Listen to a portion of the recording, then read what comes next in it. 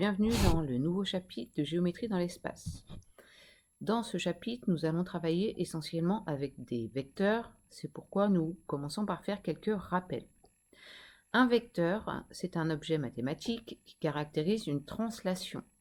Une translation, c'est un déplacement, d'accord, de points ou d'objets suivant une direction, d'accord.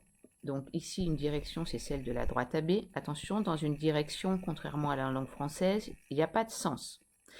Cette direction peut être parcourue dans deux sens, de A vers B ou de B vers A. Donc si vous parlez du vecteur AB, on est donc dans cette direction et dans ce sens. Si vous parlez du vecteur BA, on est dans la même direction, mais on parcourt dans l'autre sens.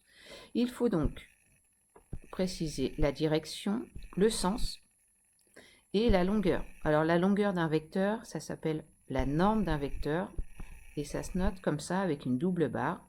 Quand vous voyez cette notation ou quand on vous demande de calculer la norme d'un vecteur, voilà comment il faut le noter, c'est la longueur entre A et B. Donc la translation de vecteur AB transforme le point A en B. On dit que B, c'est l'image de A par la translation de vecteur AB. Ensuite, donc, des propriétés qu'on a vues sur les vecteurs dans le plan et qui sont les mêmes en fait dans l'espace. D'accord? Les vecteurs de l'espace, même règle que les vecteurs du plan. Donc, première propriété très importante, les vecteurs AB et CD, par exemple ici dans le cube, AB et CD sont égaux. Qu'est-ce que ça veut dire? Eh bien, ça veut dire que ce quadrilatère est un parallélogramme. Attention, si AB égale CD, le nom du quadrilatère c'est ABDC. D'accord? Donc ABDC. Là, c'est un D. Donc il y a un si et seulement si, ça veut dire que cette proposition marche dans les deux sens. Si les vecteurs sont égaux, alors ABDC est un parallélogramme. Si AB et DC est un parallélogramme, alors les vecteurs sont égaux.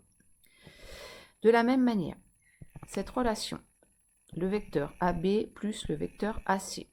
Le vecteur AC, c'est le même que le vecteur BD. Du coup, le vecteur AB plus AC, c'est la même chose que AB plus BD.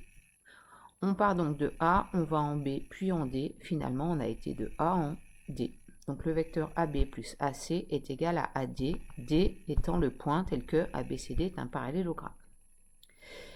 Une relation qui est valable pour tous les points. Vecteur AB plus vecteur BC, c'est égal au vecteur AC.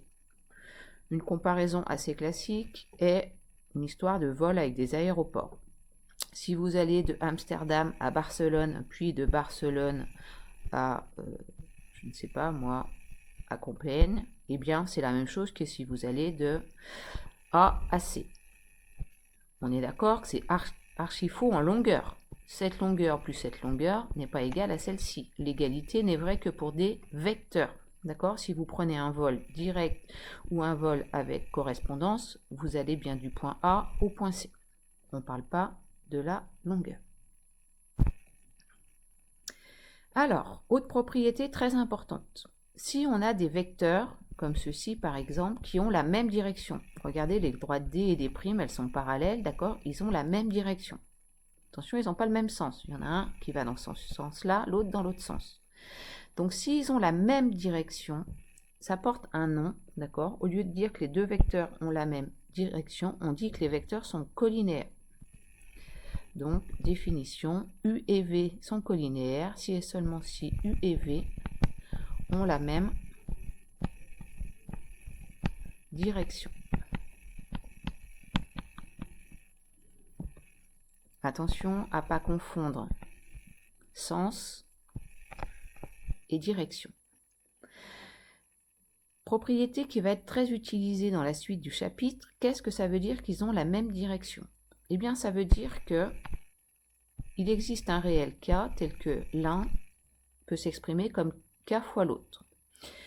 Ici, sur notre exemple, U et V, on peut dire que U et V peuvent s'exprimer l'un en fonction de l'autre. Par exemple, U, c'est moins 2 fois V. Vous prenez V, vous le multipliez par 2 et vous changez le sens, vous obtenez bien le vecteur U. De la même manière, on pourrait dire que V, c'est moins 1/2 de U.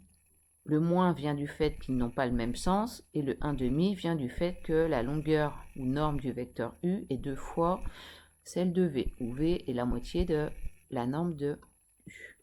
À quoi ça sert le fait qu'il y ait des vecteurs colinéaires? Eh bien, le fait qu'il y ait des vecteurs colinéaires, ça nous permet soit de démontrer que des droites sont parallèles. Donc, pour démontrer que AB est parallèle à CD, vous démontrez que les vecteurs sont colinéaires. Ou bien ça peut nous permettre de démontrer que des points sont alignés. Pour démontrer que 3 points ABC sont alignés ou pas alignés, vous regardez si les vecteurs AB et AC sont colinéaires. Pour finir, une petite convention, le vecteur nul est considéré colinéaire à tous les autres vecteurs. Je vous laisse regarder les exercices qu'il y a dans le tableau du cours, je vous laisse les faire et puis ensuite je vais les corriger.